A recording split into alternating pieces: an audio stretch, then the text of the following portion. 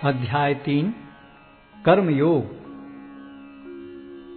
अर्जुन ने कहा, हे जनार्दन, हे केशव, यदि आप बुद्धि को सकाम कर्म से श्रेष्ठ समझते हैं तो फिर आप मुझे इस घोर युद्ध में क्यों लगाना चाहते हैं?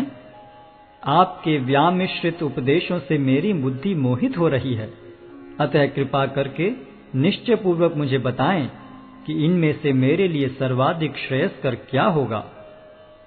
श्री भगवान ने कहा, हे निष्पाप अर्जुन, मैं पहले ही बता चुका हूं कि आत्म साक्षात्कार का प्रयत्न करने वाले दो प्रकार के पुरुष होते हैं।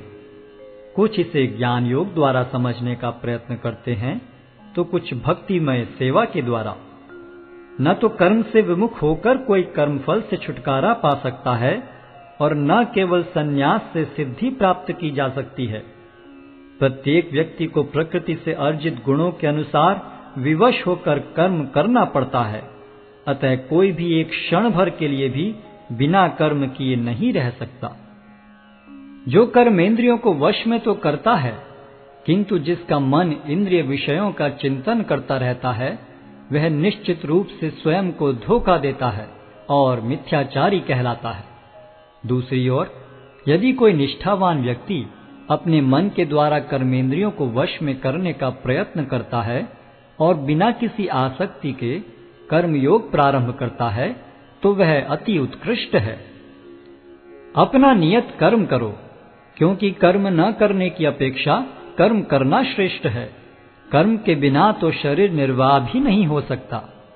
श्री विष्णु के लिए यज्ञ रूप में कर्म करना चाहिए, अन्यथा कर्म के द्वारा इस भौतिक जगत में बंधन उत्पन्न होता है।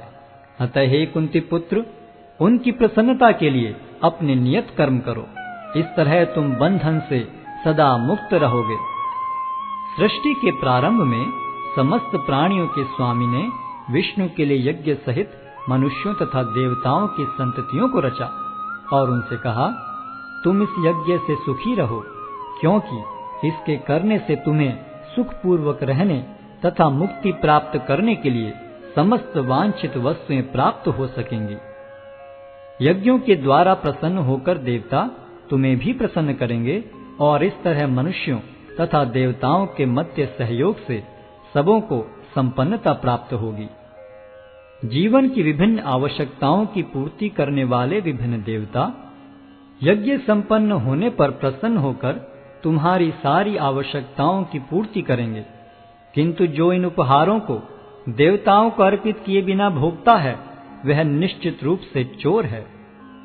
भगवान के भक्त सभी प्रकार के पापों से मुक्त हो जाते हैं, क्योंकि वे यज्ञ में अर्पित किए भोजन प्रसाद को ही खाते हैं। अन्य लोग जो अपने इंद्रिय सुख के लिए भोजन बनाते हैं, वे निश्चित रूप से पाप खाते हैं। सारे प्राणी अन्न पर आश्रित हैं, जो वर्षा से उत्पन्न होता है। वर्षा यज्ञ संपन्न करने से होती है और यज्ञ नियत कर्मों से उत्पन्न होता है। वेदों में नियमित कर्मों का विधान है और ये वेद साक्षात श्री भगवान से प्रकट हुए हैं। फलतः सर्वव्यापी ब्रह्म यज्ञ कर्मों में सदा स्थित रहता है। हे प्रिय अर्जुन, जो मानव जीवन में इस प्रकार वेदों द्वारा स्थापित यज्ञ चक्र का पालन नहीं करता, वह निश्चय ही पाप में जीवन व्यतीत करता है। ऐसा व्यक्ति केवल इंद्रियों की तुष्टि के लिए व्यर्थ ही जीवित रहता है। किंतु जो व्यक्ति आत्मा में ही आनंद लेता है तथा जिसका जीवन आत्म साक्षात्कार युक्त है और जो अपने में ही पूर्णतया संतुष्ट रहता है, उसके लिए कुछ कारणीय कर्तव्य नहीं होता।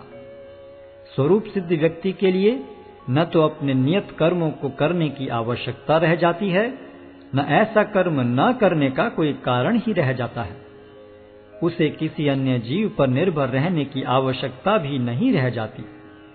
अतः कर्मफल में आसक्त हुए बिना मनुष्य को अपना कर्तव्य समझकर निरंतर कर्म करते रहना चाहिए, क्योंकि अनासक्त होकर कर्म करने से उसे परब्रह्म की प्राप्ति होती है।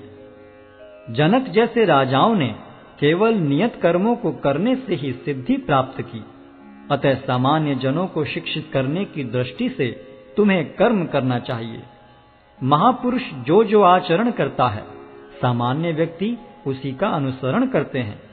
वह अपने अनुसरणीय कार्यों से जो आदर्श प्रस्तुत करता है, संपूर्ण विश्व उसका अनुसरण करता है। हे प्रथापुत्र, तीनों लोकों में मेरे लिए कोई भी कर्म नियत नहीं है। न मुझे किसी वस्तु का अभाव है और न आवश्यकता ही है, तो भी मैं नियत कर्म करने में तत्पर रहता हूँ।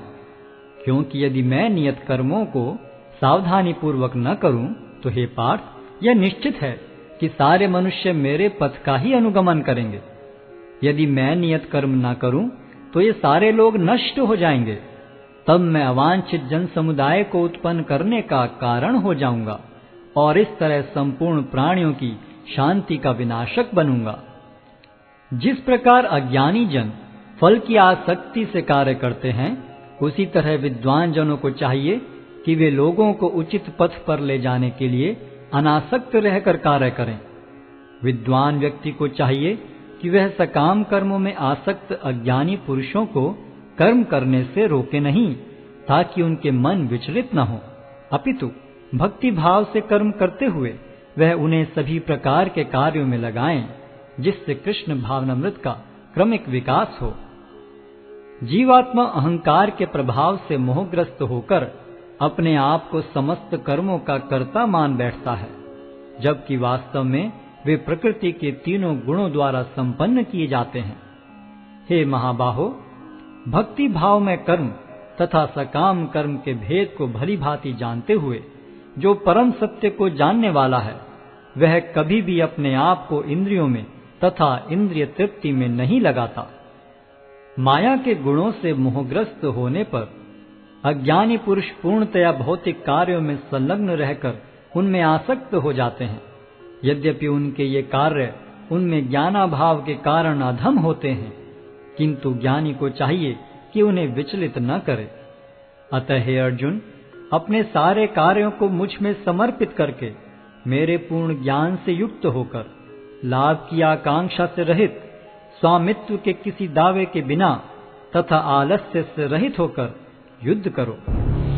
जो व्यक्ति मेरे आदेशों के अनुसार अपना कर्तव्य करते रहते हैं और ईर्ष्या रहित होकर इस उपदेश का श्रद्धा पूर्वक पालन करते हैं, वे सकाम कर्मों के बंधन से मुक्त हो जाते हैं।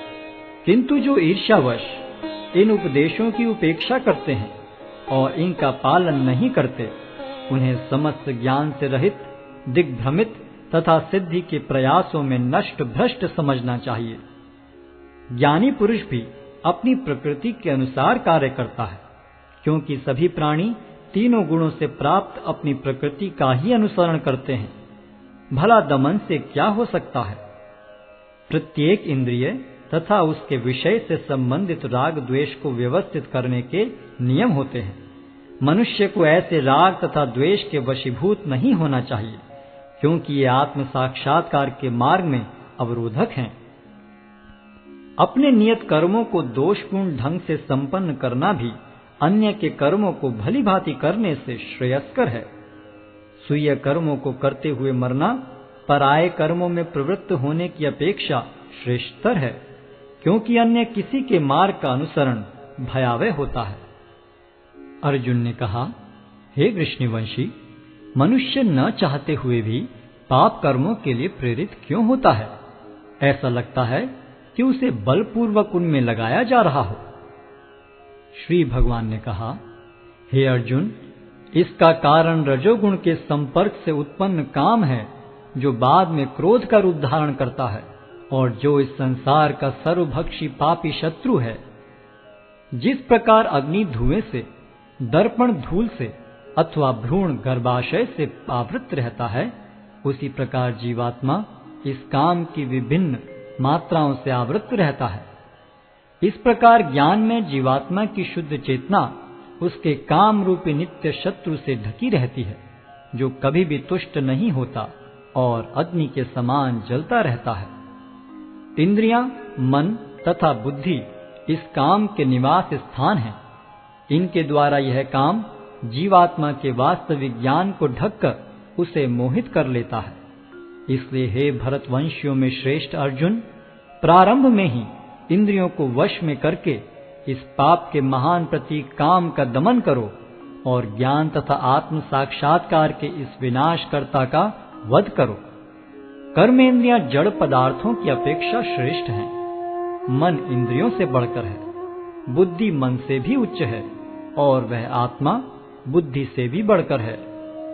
इस प्रकार हे महाबाहु अर्जुन, अपने आप को भौतिक इंद्रियों, मन तथा बुद्धि से परे जानकर और मन को सावधान आध्यात्मिक बुद्धि से स्थिर करके आध्यात्मिक शक्ति द्वारा इस काम रूपी दुर्जय शत्रु को जीतो।